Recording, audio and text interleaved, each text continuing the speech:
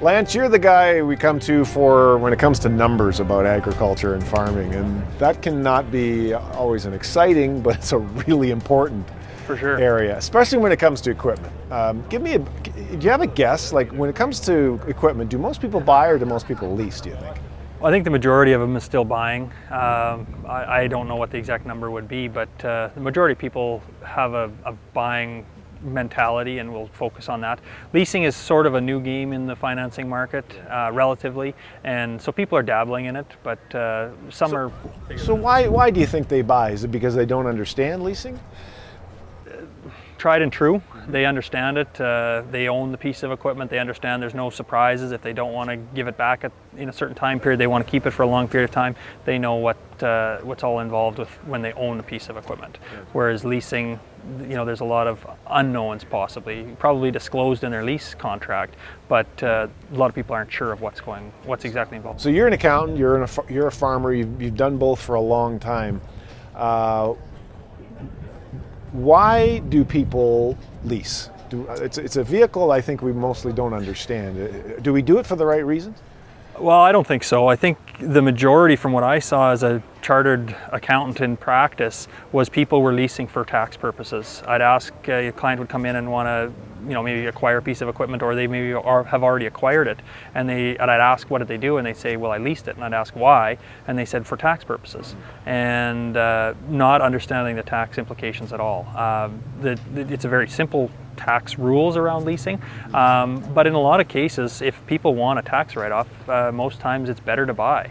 There's other reasons why we want to lease, but tax usually isn't one of them. And there's a big miscommunication or misconception with people that think that leasing is going to be much better for tax, and it's in most cases not.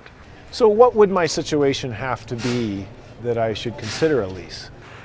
Leasing is really good for cash flow.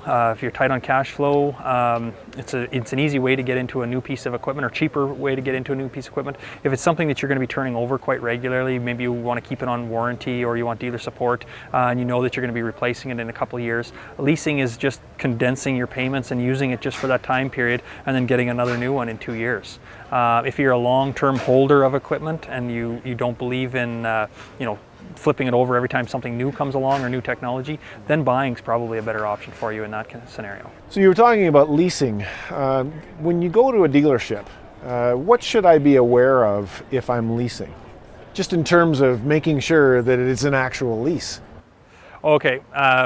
Well, I think it's important to ask a few questions and make sure that you understand what you're signing when you're getting into the lease. Like for instance, what are the hour requirements? What are the maintenance requirements on the piece of equipment? What are the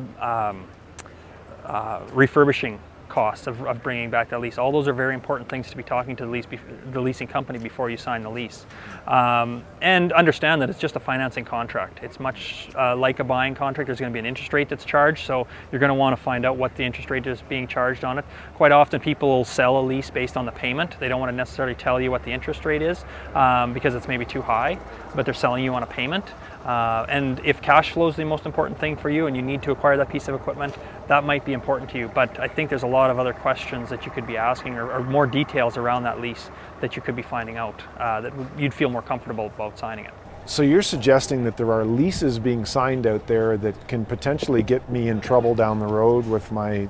Well, there could be, there's lots of leasing companies that maybe are bending or even in some cases probably breaking some of the tax laws, not following the way that leases are set up for tax purposes. The fact that people are, not getting those transactions reversed just means that they haven't been audited or been caught, basically. Doesn't make it right. So I think it's very important that if you're considering leasing that you go and get maybe your accountant or someone that understands the tax law to decide if this is how this is going to treat you for tax purposes, and are you going to be on side or off side before you sign it.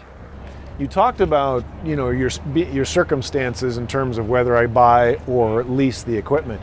But does it vary? So I tell you I generally buy equipment, but should it or can it vary actually from equipment to equipment? For sure. I think you need to pick a piece, and leasing, I don't think you're going to want to lease every piece of equipment on your farm. There's going to be certain pieces that might make more sense.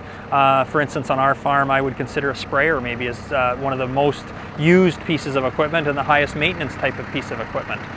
So I'm going to be using that and probably turning it over fairly quickly. So if it's something that I'm going to turn over in every couple of years, leasing is going to have a better fit than buying it. Something that I'm going to buy on my farm and leave on my farm for a long period of time, that's something that I'm going to want to look at buying, because there's not a lot of benefit. Leasing is probably going to end up costing me more to have that piece of equipment if I'm going to maintain ownership of it for a long time.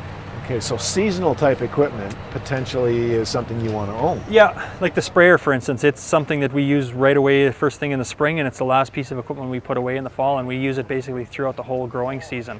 So it's something that I need to have available to me and be, ready to go, not breaking down. Maybe possibly want to have warranty, so I have dealer support, so that when there's a insect outbreak or a disease that I need to deal with, I can deal with it right away. Lance, let's have a look at equipment from the actual dealership and the dealership staff perspective. What sort of questions, what sort of approach should they be taking when they're actually talking to a customer?